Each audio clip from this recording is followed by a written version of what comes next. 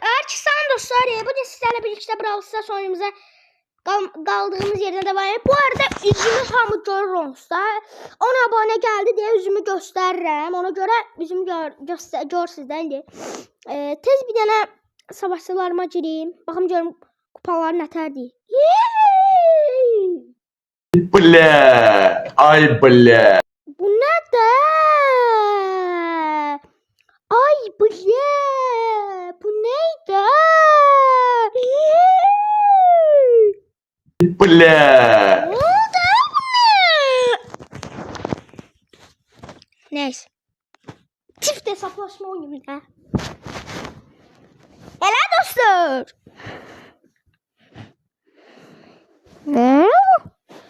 Bu niye açılmam?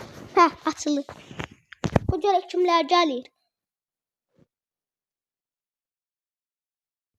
Bля.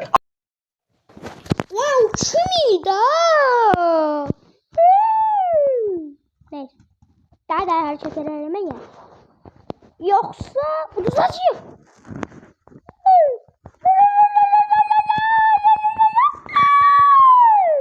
Gel kol, kömeğe geldiğinin kol, bu ne değil?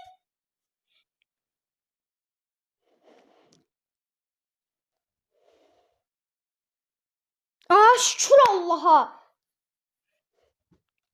Tez. Aha. Geçin. Ay bile. Ay bile. Bu Piper'ı öldürsem göğlere uçacağım. Bu kaça Piper'da? Allah hakkı. Bu ne ter oynayıştı Piper'la. Canıma bak gene.